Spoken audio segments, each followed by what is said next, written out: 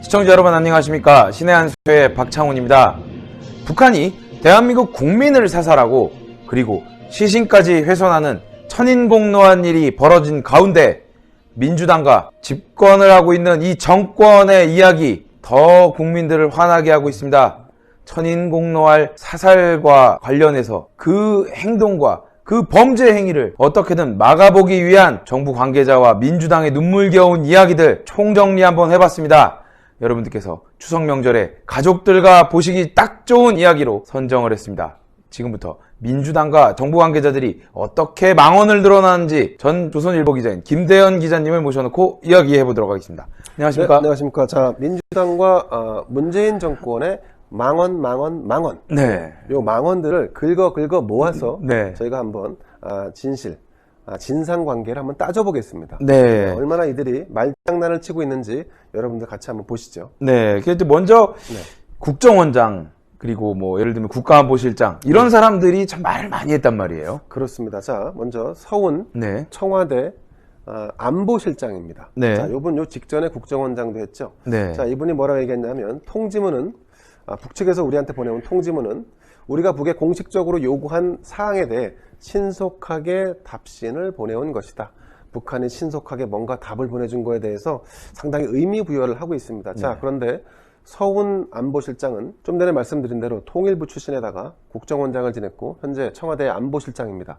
그러면 남북 관계가 지금처럼 교착돼 있는 이유, 제대로 풀리지 않는 이유, 이 사실에 대해서 진실을 고백해야 하는 당사자입니다.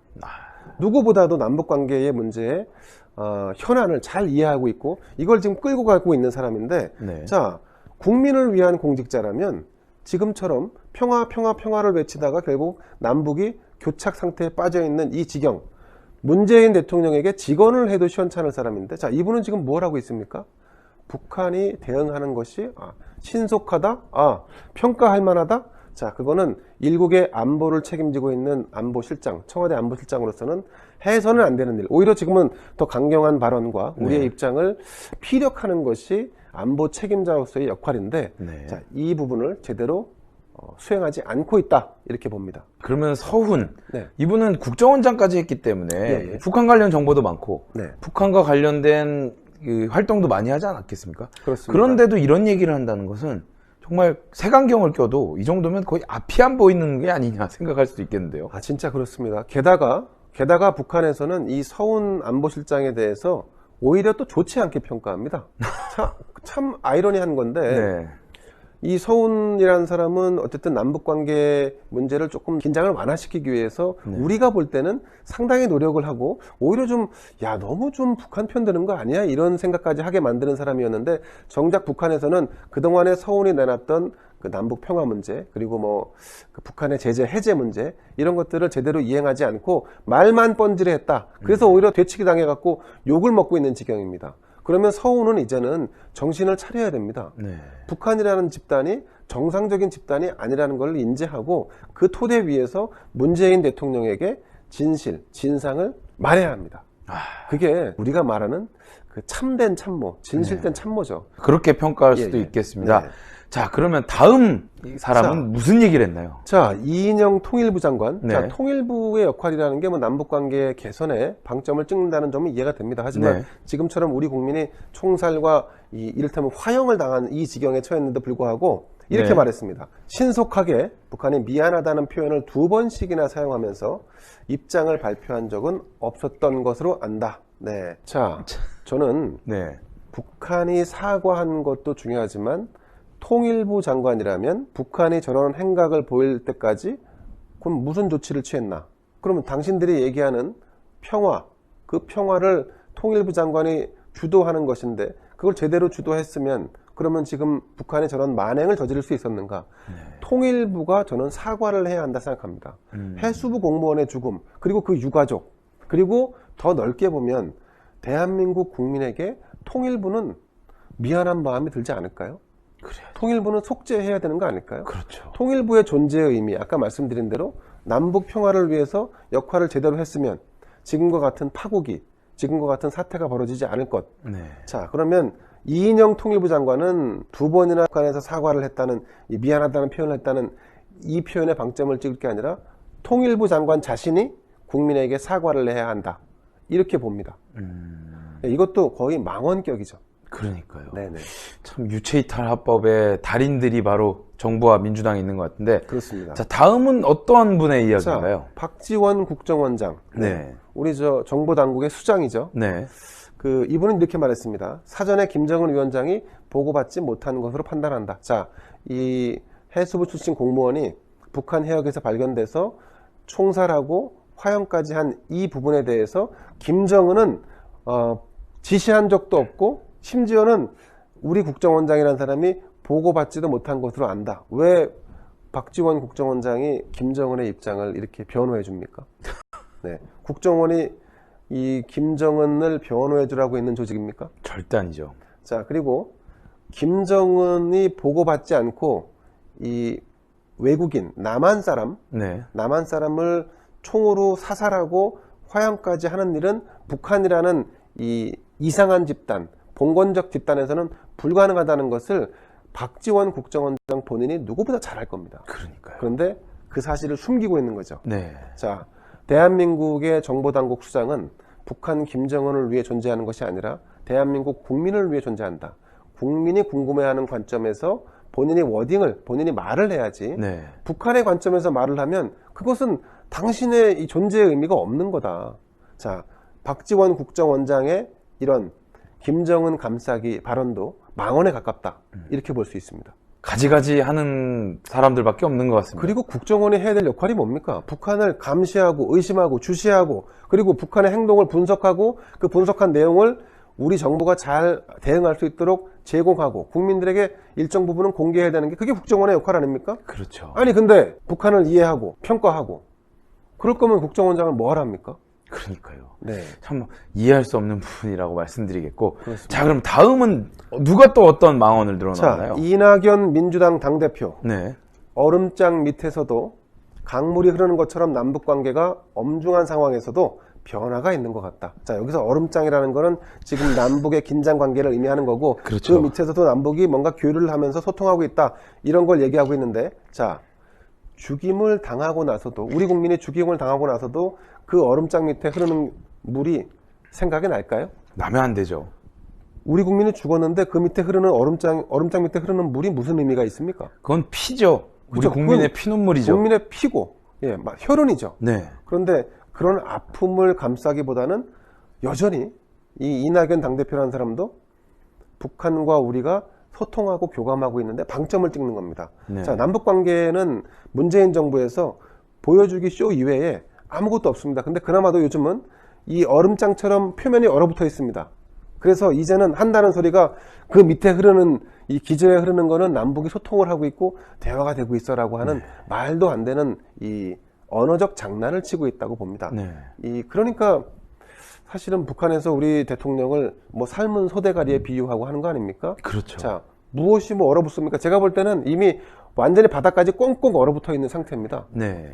절대 여러분, 북한이라는 집단을 정상적인 집단으로 우리가 사고하는 방식으로 봐서는 안 된다. 이낙연 당대표도 차기 대권주자로 거론되는 분이기 때문에 네. 이런 점에 있어서는 말을 가려서 할 필요가 있다 생각합니다. 그러니까요. 네. 국민의 피눈물을 흘리게 하는 망언을 한 이낙연. 네. 이런 사람이 대권주자 1위라는 게 대한민국 현실이 아닌가라는 생각도 들겠네요. 다행히 이재명은 잠잠고 있네요. 그러니까요. 네. 뭐 물론 그런데 자, 그럼 이제 다음 망언자가 누군지 한번 자, 볼까요? 뭐 망언에 뭐 끝도 없습니다. 자, 네. 전해철 민주당 국회의원. 이분은 북한 통지문 네. 상당히 이례적이고 진솔한 사과였다. 이렇게 평가했습니다. 네. 자, 이례적인 것은 당신이 평가하는 북한의 관점입니다. 북한의 입장입니다. 네. 그 진솔하게 사과했다는 것도 전해철 본인, 당신이 느끼는 것이지 그거를 일반화해서 국민들에게 얘기하는 것은 국회의원, 지금 민주당의 나름대로 입지가 공고한 국회의원으로서 네. 할 얘기가 아니다. 그렇죠.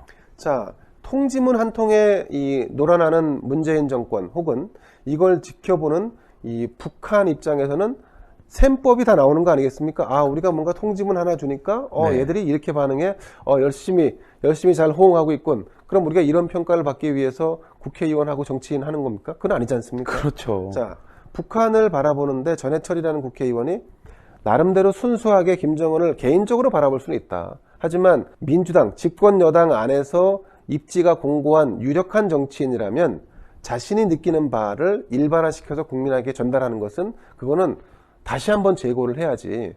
그렇지 않고 이렇게 던진다고 하는 것은 제가 볼 때는 유력 정치인, 집권당의 유력 정치인으로서는 거의 이것도 막말에 가깝다. 집권 여당의 핵심 의원이 네. 이렇게 이야기한다는 것 자체가 이 민주당의 북한에 대한 생각을 잘 읽을 수 있는 발언이 아니냐라는 평가도 가능하겠네요. 자, 그러면서 동시에 네. 북한에게 무언가 잘 보여야 한다는 강박관념 같은 걸 가지고 있는 게 아닌가 싶습니다. 네네. 북한이라는 집단에 잘 보여서 그럼 뭘 하려고 하는 건지 네. 민주당에게 묻고 싶습니다.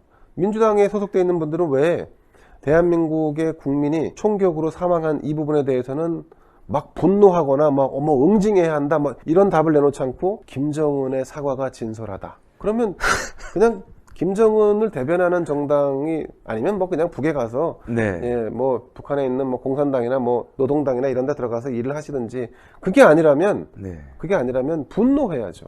그러니까요. 조선노동당의 대한민국 지부라고 말씀을 드려도 좀 과하지 않는 표현이 아닌가. 그러니까 일각에서는 그러지 않습니까? 네. 민주당이 대한민국에 있는 집권당이냐 아니면 네. 북한을 대변하고 있는 말씀하신 대로 조선노동당의 무슨 위성정당쯤 되는 것이냐 이런 의문까지 나오는 거는 민주당에서 이 사건에 대해서도 쓴소리를 하는 사람이 없잖아요. 네, 그렇습니다. 한결같이 다 북한을 두둔하거나 아니면 김정은의 입장에서 뭔가 지금 얘기를 하고 있기 때문에 저는 이런 것들이 국민 절대 다수의 마음을 아프게 하고 상처를 주고 있다. 네. 더군다나 이 유가족 입장에서는 얼마나 통탄할 일이겠습니까? 그러니까요. 네. 그런데도 아니 세월호 유가족만 유가족이고 지금 이 해수부 공무원의 유가족은 유가족이 아니란 말입니까? 그러니까요. 특히나 뭐 수학여행 가다가 그 사고가 난 거와 그렇죠. 공무를 수행하다가 사고가 나서 그것도 사고도 아니죠. 이거는 어떻게 보면 적의 공격으로 돌아가신 건데 그렇습니다. 동일선상에 놓을 수가 없는 건데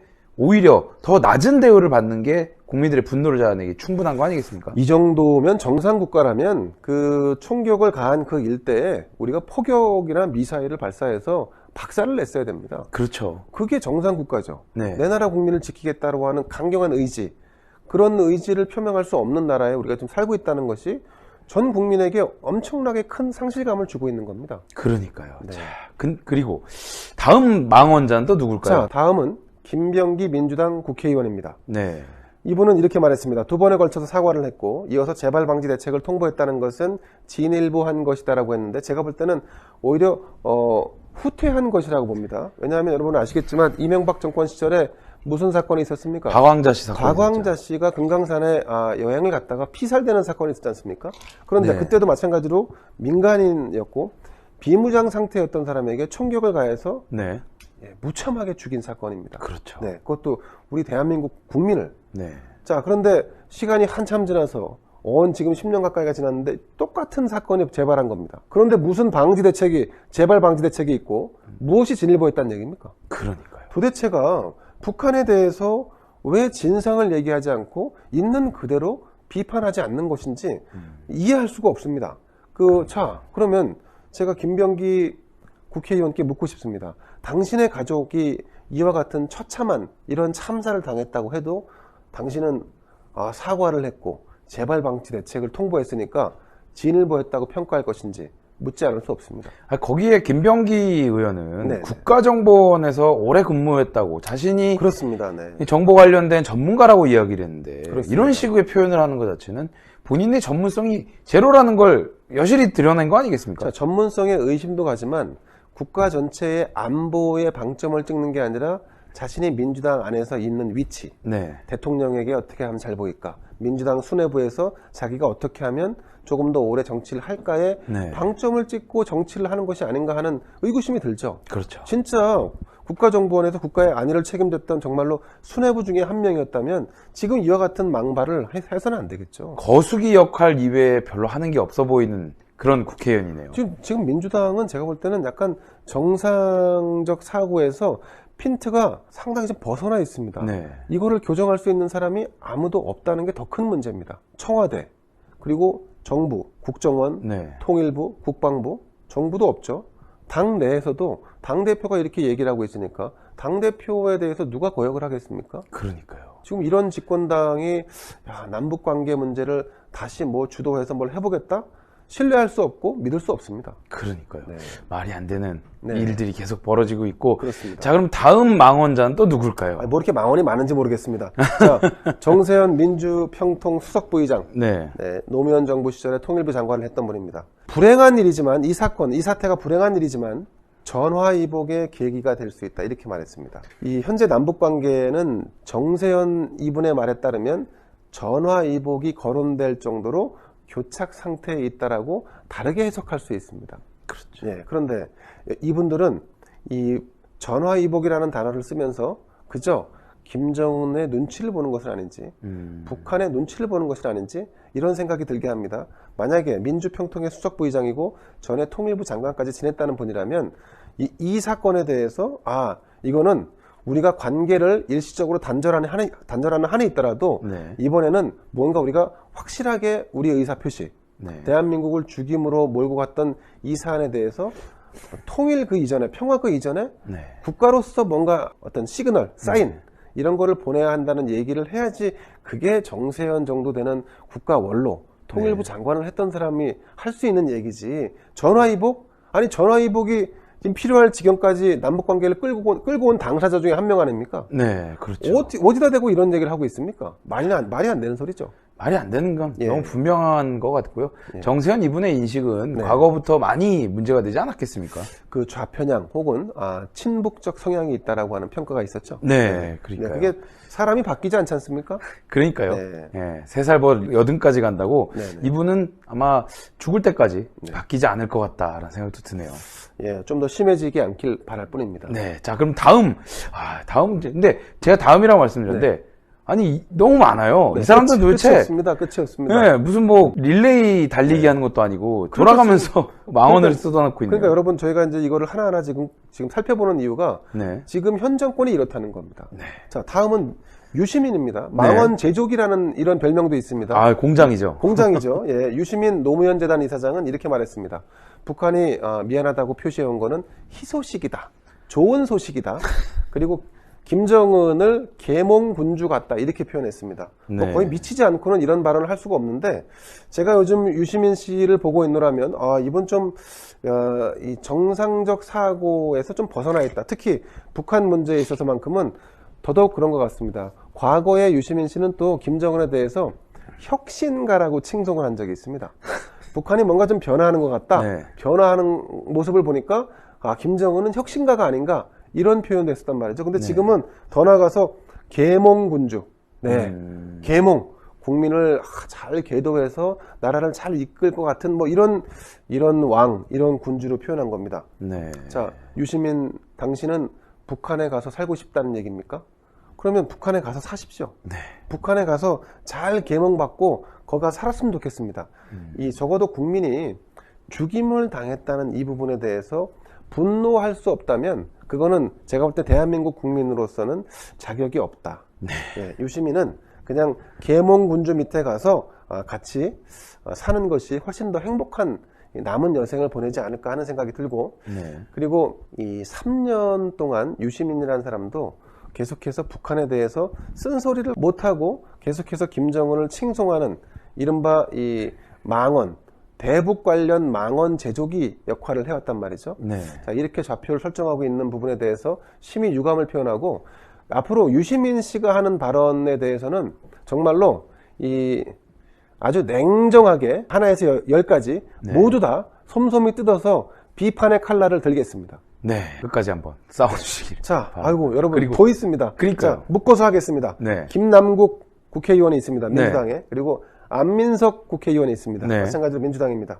김남국은 친서 내용을 또 언급을 했는데 네. 남북이 주고받은 친서 중에 문재인과 김정은이 주고받은 친서입니다. 말도 안 되는 소리들이 적혀 있는데 네. 그걸 보고 남북 간 신뢰가 느껴진다 이렇게 얘기했습니다. 북한의 입장은 이해하고 죽은 국민의 입장은 무시하는 처사라고 봅니다.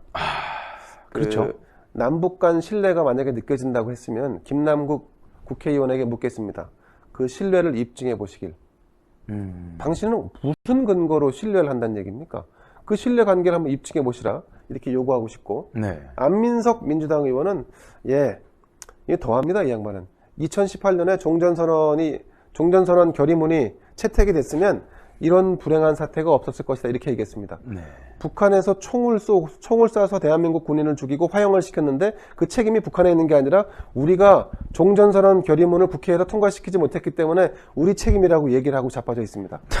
야, 정말로 제가 좀 표현을 과했는데 그러니까요. 이 안민석 이분은 북한의 잘못입니다. 이거는 어디까지나 원인 제공을 누가 했습니까? 북한이 했죠. 북한이 했죠. 그러면 원인은 북한에 있는 것이지. 대한민국 국회가 종전선언 결의문을 채택하지 않았기 때문에 이 사태가 벌어졌다는 것은 이건 무슨 망발이고 만원입니까? 그렇죠. 네. 자, 안민석 의원께도 묻고 싶습니다.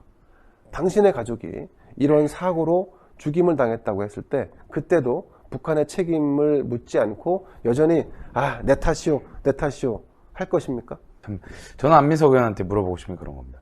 종전선언을 만약에 했는데 네. 이런 일이 발생된다면 그땐 무슨 책임을 질 수 있는지 물어보고 싶은데요, 저는. 종전선언에 또 무슨 의미가 있습니까? 그러니까요. 우리는 그 서명의 주체도 아니었어요. 네. 그런데 우리가 국회에서 종전선언 결의문을 채택한다는 것이 무슨 의미가 있겠습니까? 그러니까요. 그것 또한 제가 볼 때는 오히려 우리 국민들에게 보여주기 위한 쇼에 지나지 않다. 네. 이렇게 보고요. 오늘 말씀 감사합니다. 네, 고맙습니다. 시청해주신 여러분 감사합니다. 감사합니다. 고생하셨습니다. 네, 고생하셨습니다.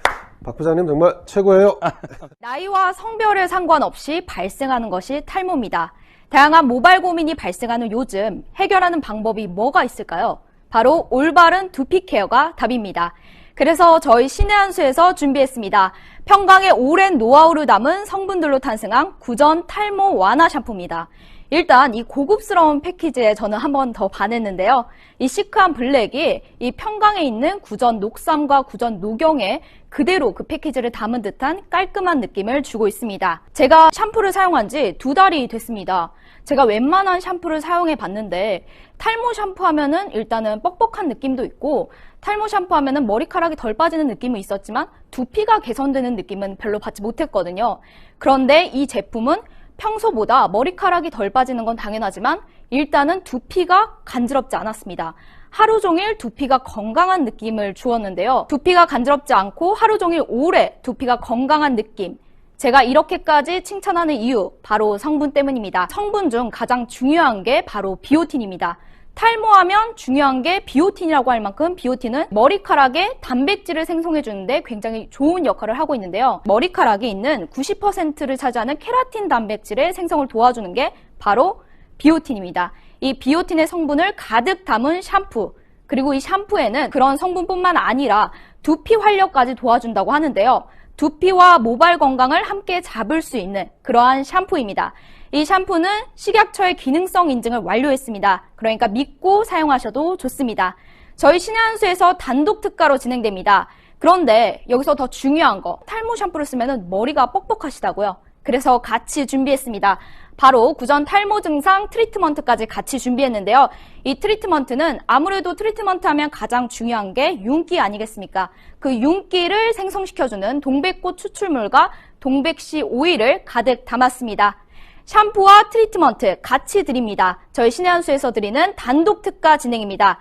샴푸 2개, 트리트먼트 1개 더해서 69,900원, 2+1 구성으로 진행되는데요. 원래는 정가가 13만 5천 원인데 48% 할인된 거의 반 가격이 할인된 가격 69,900원에 만나보실 수 있습니다. 지금 바로 주문 넣어주세요. 문자로 주문 010-9976-4169로 문자로 주문 넣어주시면 결제 정보 바로 오실 겁니다. 저희 신의 한 수에서만 진행되는 단독 특가니까 좋은 기회 놓치지 마시고 좋은 가격과 좋은 성분으로 이 탈모 증상 완화 샴푸와 트리트먼트 함께 만나보시죠.